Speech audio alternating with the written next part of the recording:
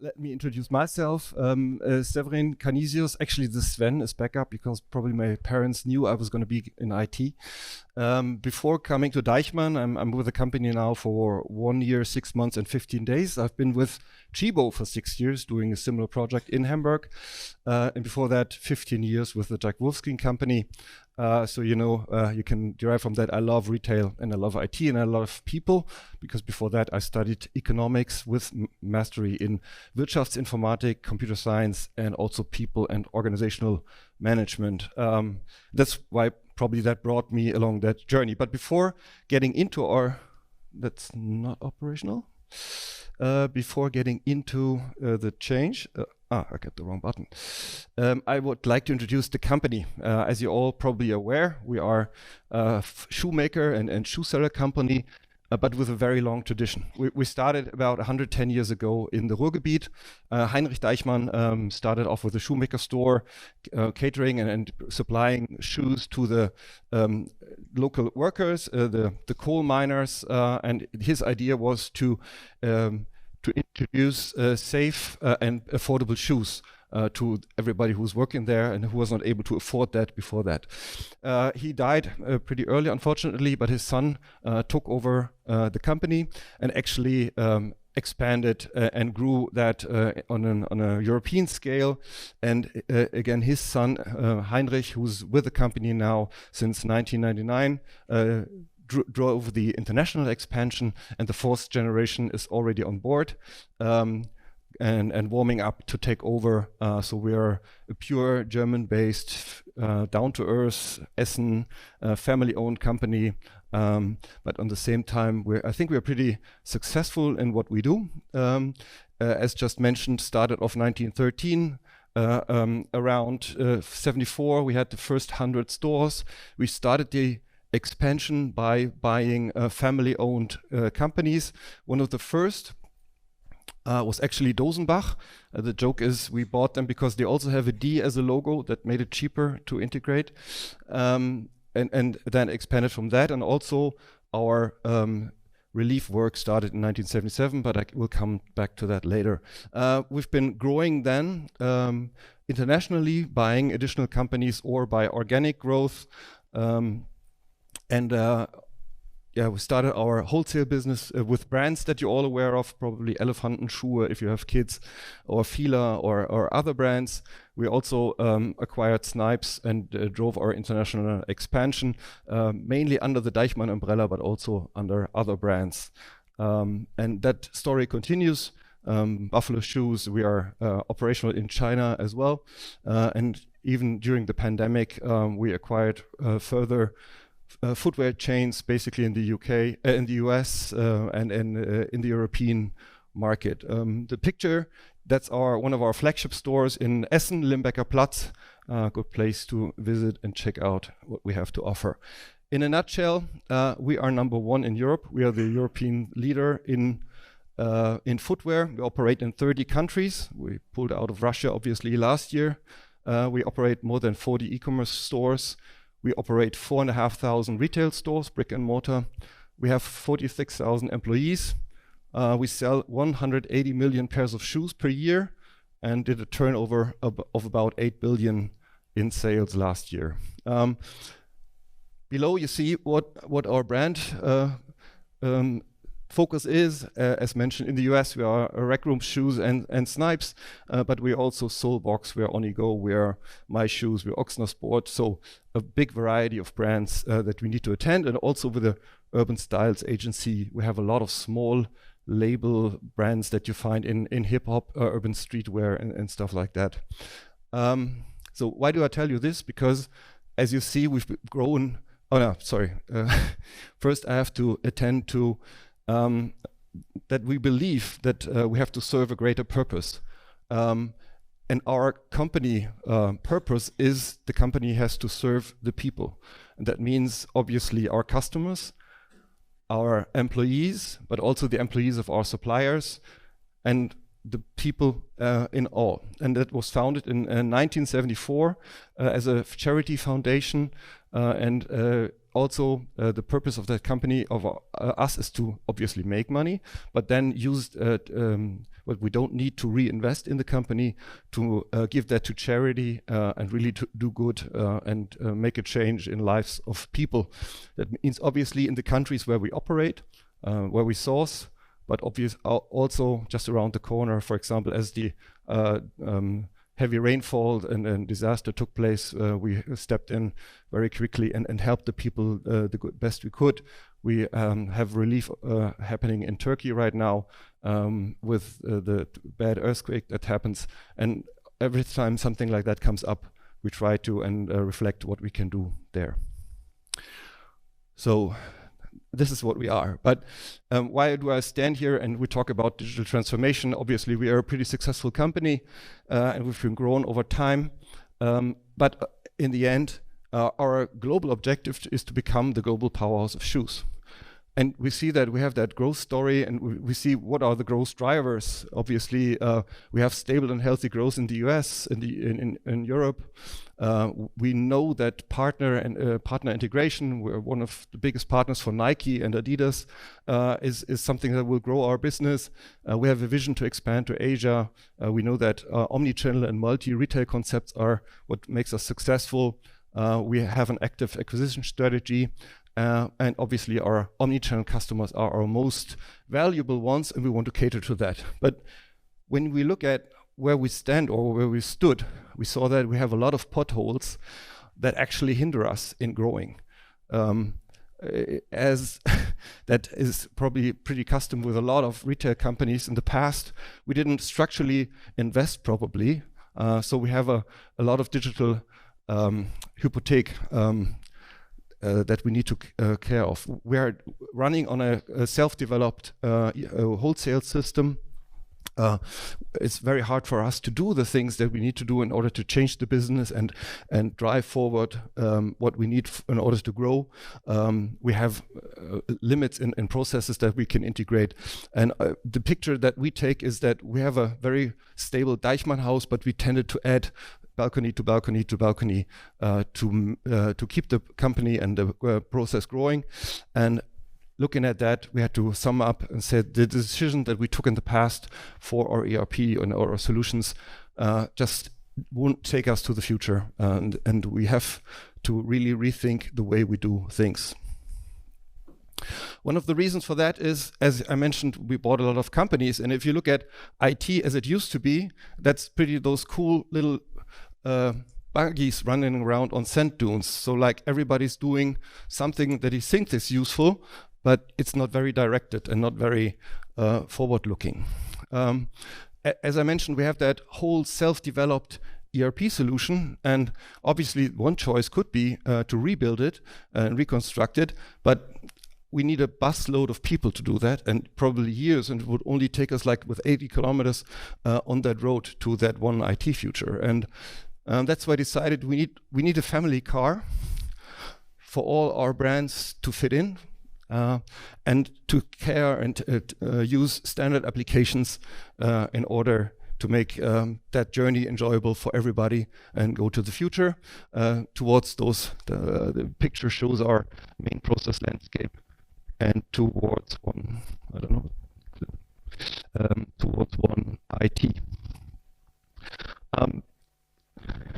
This is a more technical slide, just to depict that if you look at the different brands that we care for, in the end, they have to be more like a facade, meaning that they obviously will visualize and show up to the customer in a different. Okay, I'll take that one. But we all run on the same back-end platform, and we can all surface the same capabilities for all our formats and use that in the way necessary for the representative customers, and also use the infrastructure to hook up to our brand partners that we need to drive the business. So that was the decision taken, meaning that we go with one global IT, stop doing everybody what needs to be done, and regroup and go forward with a one joint omnichannel architecture. And that was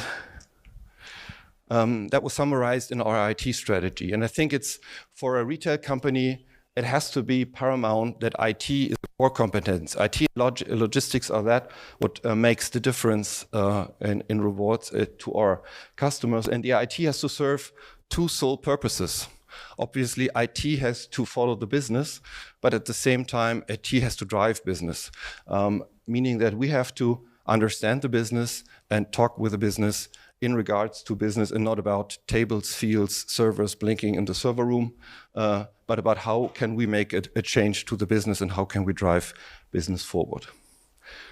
And going one step further, we have to form an aligned business roadmap with IT. Back to that later again. We have to have that one IT team. We have to use all the competences that we have throughout the organization. As I just depict, we have colleagues all over the world, and we have hidden competences that we need to use, but we need to focus that on one common goal. And we need to change the way we interact and work with the business units. In the past, probably with a lot of companies that you are aware of, the business has always put demands inside the IT organization, and they tried to struggle and do the best they could, and then they came back, and it was obviously not what was required in the first place. But we have to change that to form combined cross-functional teams, IT and business together, give them a capable field of processes they can work on, and then make them self-sufficient, give them budget, and then let them drive on that. Next one is insourcing, meaning that we have to keep the competence to be our architect of our own solution, and drive and design our own house. Cloud computing as a way to move forward, because I think it's without alternative that we have to move in that direction, because the industry is moving in that direction, meaning that in a couple of years from now, we won't be able to even install applications in our own data center, but to use software as a service applications and being able to scale and leverage that more easily. And last but not least, we need to rely on standard components, because we don't get paid for having the best shopping basket, but putting the best shoes in the shopping basket. And that mounted into an IT transformation program, and that derives into the steps that we took. Total cost of ownership. Obviously, we're an economic company. We have to take care of the money we spend, and we have to get transparency in that. And we didn't have that in the past, because as I mentioned, everybody was doing whatever they liked, and we needed to introduce global controlling, attending to IT products, viewing their life cycle, and taking care of the costs over that period. We needed to standardize processes throughout the organization, not only processes, but also systems, data structures. Obviously, we had several data lakes holding different information.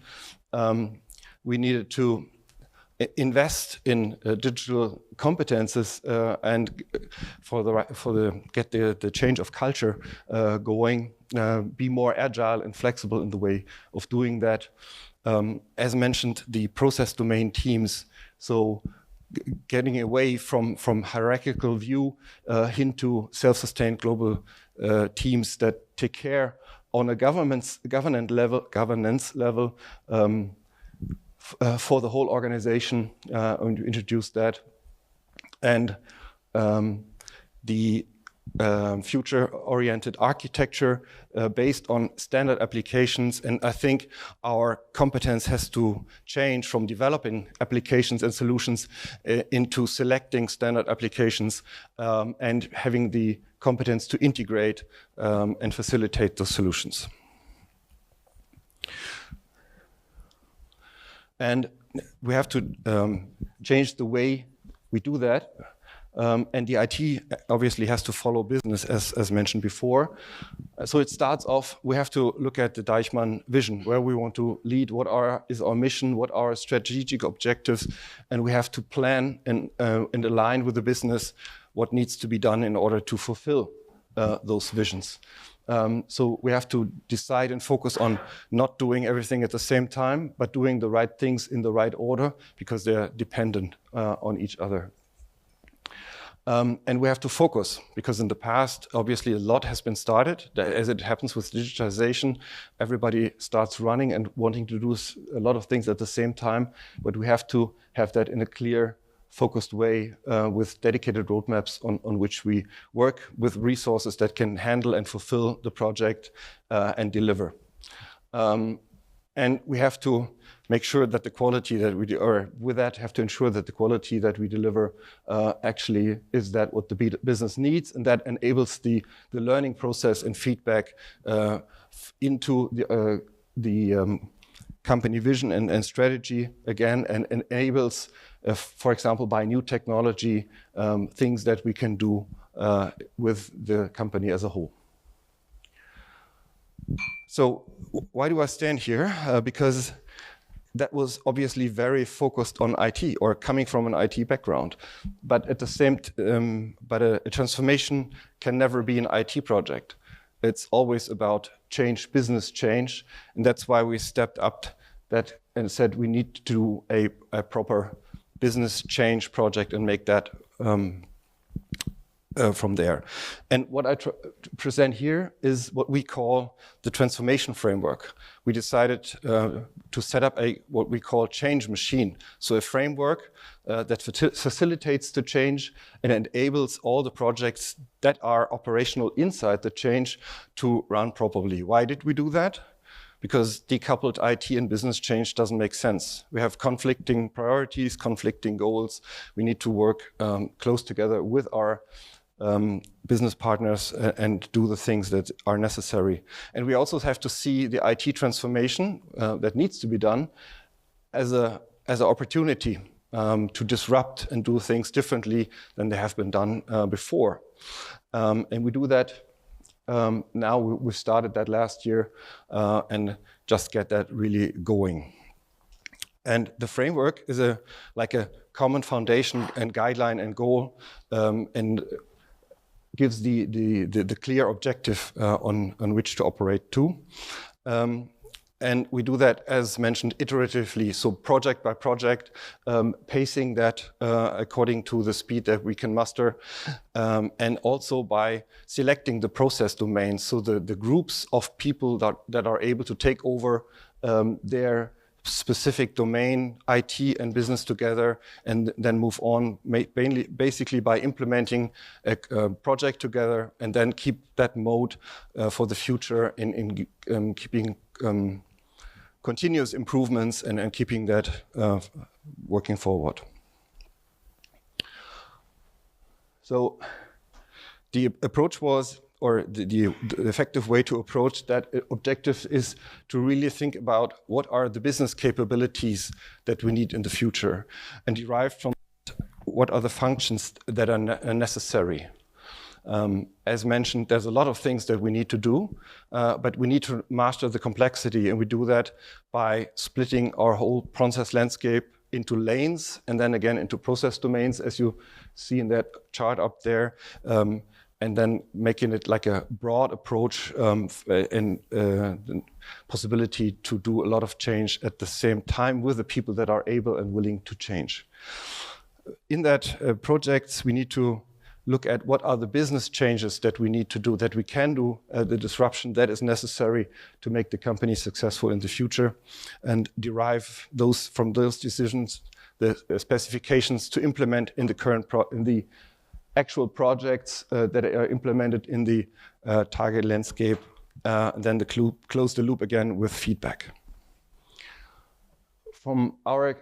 If you look at what are the ways to look at business change, we have 3 layers that we need to address. The first is, obviously, we know a lot of things that we don't know, meaning that we can't do or can do better in the future, because we just see that from our daily to best operations. Then we have the best practice. Where does the market and our competitors do things better or differently? We need to look at that. And the third driver for change is leveraging standard solutions, meaning that there are standardized solutions out there, and if they do it in a certain way, we should at least think about, is that something that should and could affect us and be useful for us at the same time. And those are the three biggest drivers for business change from our point of view. That's like a drill down in one project because we need to have a clear sphere of action and strong steering objective. We need to derive our strategic goals and set up prioritized projects, as mentioned before, and go to realization, and again use that feedback cycle based on a clear governance framework that enables and ensures that everybody's running or walking in the same direction, and we walk towards a common goal. Second principle is the integration team, or the whole setup of the project. We need to be obviously aligned with the top management and who is part of the steering board, and also with all our brands. So we took the decision to say not to fence ourselves in an ivory tower, but to take every stakeholder that we need in order to make a successful transformation on board in that steering, in order to get the buy-in throughout the whole group. And I think also paramount is that we have that central transformation team, and it's headed by two people.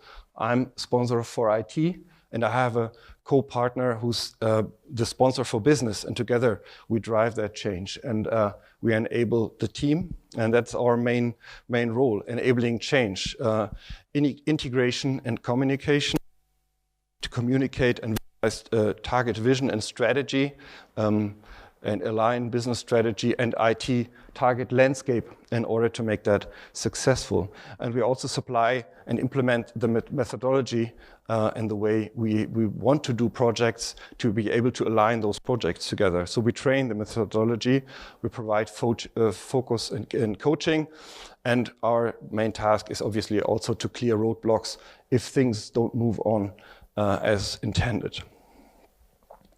And the integration space then is the actual projects that integrate and do the change projects and implement our new solution, our new platform. I'll come to that in a second. And for us, it was also very important to be able to make our investments target and steerable, because you all know we are in a very severe economical environment. We had COVID, we have the Ukraine crisis, we have inflation, and that obviously affects a lot of our markets, and in the end, a lot in our turnover and our ability to invest. And we didn't want to set up one large project, signing off a whole budget, but being able to scale to the necessity or to the possibilities that we have. And also on the same time, not start with a company as a whole, but by process domain to have those digital pioneers, the first who are able to move and then attract attention on how the change did work, and do lighthouse projects, and then decide if we can scale up or if we need to scale down if things go south, considering the economy. And so, putting all this together, we end up in a transformation framework that we use for the planning, because it's very paramount to manage the resources and to make sure that you have the resources to implement those projects before you start the projects, because that's, like you mentioned, everybody has a lot to do. And we need to free up the resources in order to really make that change and being able to work in those projects.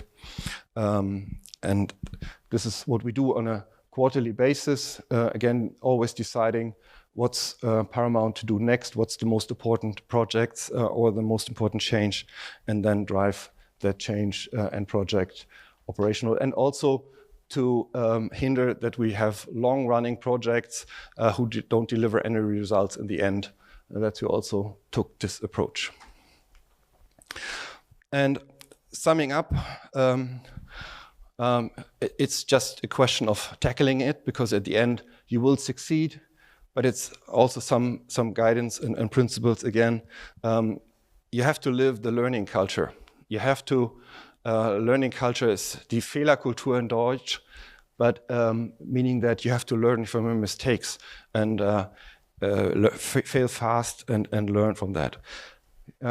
Be proud, celebrate your success, celebrate with the team, keep cool if things go wrong, they will go wrong, and show endless optimism that they will be better in the next time. And it only works if you got the top management buy-in. They need to be aware of that, and then they need to be very sure that that needs to be done in order to make help for the survival of the company, and it has to amplify the change and be a guiding example on that. And obviously you have to communicate, because change is all about communication and talking to people and sharing the vision and sharing the goal and sharing also the message that we want to take everybody along that wants to go along. But the change has to happen, and we will make it happen. Thank you.